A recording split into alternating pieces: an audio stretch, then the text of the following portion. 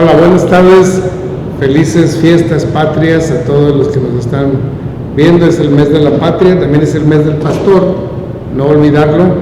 Pero todo el país, en todas las ciudades, en todos los pueblos, se está celebrando hoy el Día del Grito de la Independencia de México.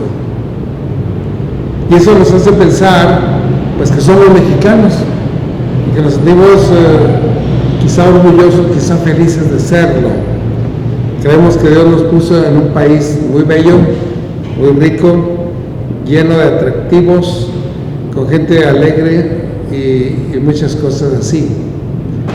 Pero el Señor, aparte de hacernos mexicanos, de lo cual estamos agradecidos, también nos ha hecho ciudadanos del reino de los cielos. Somos escogidos por Dios para ser parte de la nación santa. Y ese es el tema de hoy, la nación santa. ¿Quiere Dios que haya naciones? Sí. ¿Ha propiciado Dios la organización de naciones? Cierto, es plan de Dios. El pueblo de Israel es un ejemplo de una nación organizada por Dios, y de ahí en adelante hay una gran cantidad de naciones. Mientras más se organizan, mientras más se unen, mientras más trabajan, más fuertes son las naciones.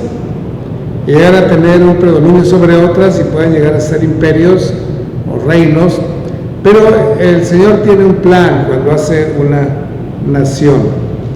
Y les invito a leer en primera carta de Pedro a todos los cristianos del mundo, en su capítulo 2, en los versículos primeros del 1 al 10. Dice así: desechando pues toda malicia, todo engaño, hipocresía, envidias y todas las detracciones, deseen ustedes como niños recién nacidos la leche espiritual, no adulterada, para que por ella crezcan para salvación, si es que han gustado la bondad y la benignidad de nuestro Señor, acercándonos a Él, que es la piedra viva, desechada ciertamente por los edificadores, pero para Dios escogida y preciosa. Vosotros también, como piedras vivas, sed edificados como casa espiritual o como sacerdocio santo, para ofrecer sacrificios espirituales aceptables a Dios por medio de Jesucristo.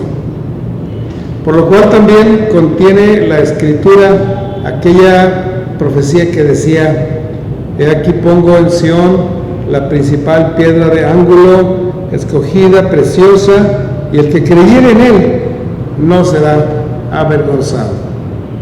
Para vosotros pues, los que creéis que él es precioso, pero para los que no creen, la piedra que los edificadores desecharon ha venido a ser cabeza del ángulo, y piedra de tropiezo y roca que hace caer, porque tropiezan en la palabra siendo desobedientes, a lo cual también fueron destinados. Pero ustedes son linaje escogido, real sacerdocio, nación santa, pueblo adquirido por Dios, para que anuncien las virtudes de aquel que los llamó de las tinieblas a su luz admirable. Vosotros que en otro tiempo no erais pueblo, pero ahora sois pueblo de Dios, que en otro tiempo no habíais alcanzado misericordia, pero ahora habéis alcanzado misericordia. Vamos a ver un contexto escritural que dice toda la Biblia respecto a este tema. El pueblo de Dios tiene una historia riquísima. En la Biblia se describe cómo nació la nación de Israel. Desde que Abraham era uno y se trajo a su esposa y eran dos, y luego Lot eran tres, hasta que tuvo a su primer hijo, hasta que tuvo a su nieto, hasta que tuvo a sus bisnietos, y el pueblo empezó a crecer y crecer. Desde un principio Dios escogió a Abraham para formar un pueblo bendecido.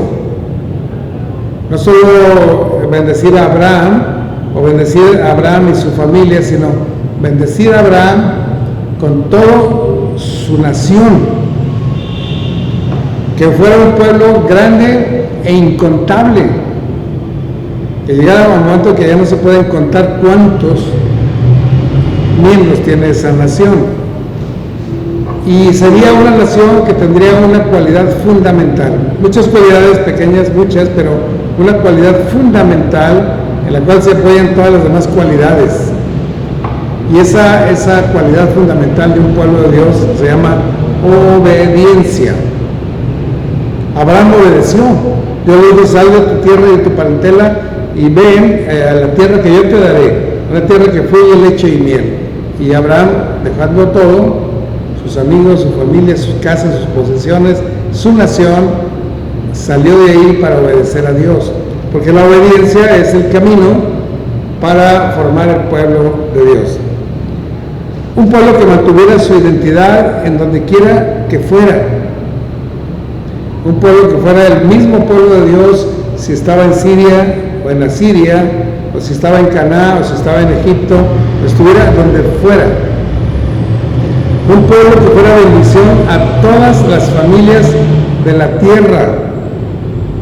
No solo que fuera una nación bendecida, sino que su influencia, su presencia, su conocimiento, su amistad bendijera a muchos a través de un solo mensaje. Israel ha sido el prototipo del pueblo de Dios. Dios lo escogió, Dios lo formó desde Abraham. Dios llamó y envió a sus caudillos, a Moisés, a Josué, al rey David, a muchos reyes, y les dio una carta magna que es la ley de Dios, la constitución más perfecta que haya recibido un pueblo alguno. Es la ley de Dios que Dios dio a través de Moisés. Para eso se necesita ser una nación, tener una constitución y obedecerla. Nuestra nación tiene una constitución que se hizo al terminar la revolución y que presume de muchas cualidades, pero la ley de Dios es más perfecta todavía. Ahora, el pueblo de Dios es también, Israel ha sido el receptor de las promesas de Dios y el receptor de las profecías de Dios. Ellos han creído en las promesas y han creído en las profecías y se convierten en el pueblo de Dios. Y aparte, a través de esta nación judía es que nació el Señor Jesús, el Salvador del mundo, vino de los judíos. No era romano, no era griego, no era egipcio, no era mexicano, vino de los judíos. Así que la nación judía es como el prototipo del pueblo de Dios. Tenía todo para ser un pueblo especial.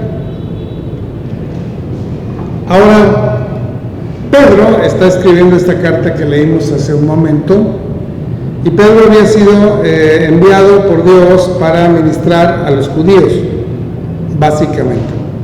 Y Pablo estaba ministrando a los gentiles. Esa fue la distribución. Sin embargo, en los primeros años, ya para el año 70, Jerusalén había desaparecido y todos los israelitas habían huido y muchos habían muerto. Así que de aquí en adelante Israel andaría por las naciones, extraviándose más y más, perdiéndose más y más. Y Pedro escribe una carta universal, quiere decir una carta que va para todo el mundo, a los judíos, pero no solamente a los judíos. Ya Pedro para estas fechas entiende que Dios quería bendecir también a los gentiles, es decir, griegos, romanos, egipcios, mexicanos, americanos, guatemaltecos, a todo el mundo. Así que mientras Pablo ministraba a los gentiles, Pedro ministraba a los judíos, pero después de esto, la carta es universal para todas las naciones de la tierra donde haya un cristiano. Cuando Jerusalén fue destruido y el pueblo de Israel fue dispersado por otras naciones, también el mensaje de Jesucristo y los cristianos primeros fueron esparcidos en todas las naciones. Es decir, los judíos no creyentes fueron dispersados y los cristianos fueron esparcidos para alcanzar a otras naciones. Y Pedro escribe ahora a la nación santa. Ya no dice nada más al pueblo de Dios, no dice a Israel, sino a la nación santa. Pues, ¿quién es la verdadera nación santa? ¿Grecia? ¿Roma? ¿Israel? ¿México? Bueno, pues mucho se ha discutido si Israel es el verdadero pueblo de Dios y la iglesia de Jesucristo fue un accidente histórico, o la iglesia de Jesucristo fue un paréntesis en la historia, que primero el pueblo de Dios fue Israel y al final de los tiempos vamos a volver a ser Israel y hay un paréntesis de iglesia en medio. Otros piensan que tal vez la iglesia es el plan B, porque el plan A, que era Israel, fracasó. Entonces Dios tomó a la iglesia como plan B. Pero la enseñanza de la Biblia nos dice que desde el principio el plan de Dios era traer bendición a todas las familias de la tierra. Y eso no solo a través de Israel, sino a través de la iglesia, que llega a todas partes. Porque la nación santa o la iglesia incluye a los judíos primero y también a los gentiles. Al judío primeramente y también al griego. Así que la nación santa es el cumplimiento de aquella promesa: serás bendición a todas las naciones de la tierra. Bueno, ahora el Señor nos llama a un linaje escogido, a la iglesia compuesta por judíos y gentiles, mexicanos y gringos, un linaje escogido, un real sacerdocio, una nación santa, un pueblo adquirido por Dios para anunciar las virtudes de aquel Señor Jesucristo que nos llamó de las tinieblas a su luz admirable. Aquellos que antes no éramos pueblo, pero ahora somos pueblo de Dios. Aquellos que no habíamos alcanzado misericordia, pero ahora hemos alcanzado misericordia. Ahora, ¿cómo son las características de los ciudadanos de una nación santa? Es importante. Fíjense que a veces viajamos y vemos que los americanos se portan un poco más bien, no tiran basura, tienen las calles muy limpias. Pero vamos a Canadá y están más limpios todavía. Y viaja usted a Holanda y más limpio, viaja a Alemania y está limpiosísimo. Digamos, ¿quiénes son los verdaderos ciudadanos del reino? Los japoneses, que son muy avanzados, los alemanes, que son muy disciplinados, los canadienses, que son muy respetuosos. ¿Quiénes serán los verdaderos ciudadanos del reino de los cielos? La nación santa. Pero la Biblia aquí, en este pasaje de Pedro, nos dice cuáles son las características de un ciudadano del cielo. Dice en el versículo 1, 1 de Pedro 2, 1, desechando pues toda malicia y todo engaño y toda hipocresía y todas las envidias y todas las detracciones, entonces somos verdaderamente un pueblo de Dios. Ahora nadie puede dejar eso. Es necesario creer en el Señor Jesucristo y el Señor transforma nuestras vidas y nos hace obedientes. Si intentamos obedecer, el Señor nos ayuda. Entonces podemos eliminar todas las detracciones. Eso, hablar mal de otros, habla de que todavía no eres un ciudadano del reino, sino que eres un gentil perdido. Hablas como habla cualquier periodista, cualquier político, cualquier borracho en la cantina, pero el verdadero cristiano, el miembro del pueblo de Dios, desecha toda malicia, todo engaño, toda hipocresía, toda envidia y todas las detracciones. ¿Es bonito ser así? ¿Le gustaría a usted ser un miembro del pueblo de Dios? En segundo lugar, debemos desear como niños recién nacidos la leche espiritual, que es la palabra de Dios. Y digo en segundo lugar porque así aparece en segundo orden, pero es primero. La Biblia es primero. La Biblia es la que realmente nos conduce, nos purifica, nos santifica, nos llena de verdad y nos hace conocer al Señor Jesucristo. Debemos acercarnos pues al Señor como piedras vivas y edificarnos sobre Él para ir creciendo cada vez más. Como piedras vivas, ser edificados como casa espiritual, como un sacerdocio santo, para poder ofrecer sacrificios espirituales aceptables a Dios por medio de Jesucristo.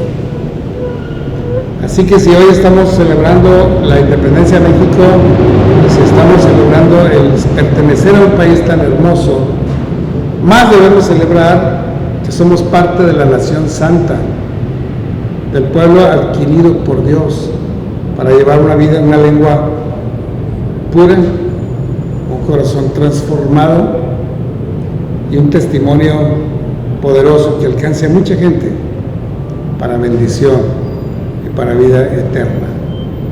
Para eso nos llamó Dios de las tinieblas a su luz admirable. Para eso el Señor nos ha invitado a ser parte de su nación santa. Vamos a orar. Padre Santo, gracias porque celebramos la independencia de México, pero celebramos también que nos hayas llamado a formar parte de tu pueblo. Transfórmanos, Señor, ayúdanos a hacer bendición con nuestras palabras, con nuestras acciones, con nuestras actitudes, con nuestros testimonios. Que podamos hacer bendición a todas las familias de la tierra. Lo rogamos en el nombre de Jesús, nuestro Señor y Salvador. Amén. Dios los bendiga, hermanos. Nos vemos mañana en el devocional.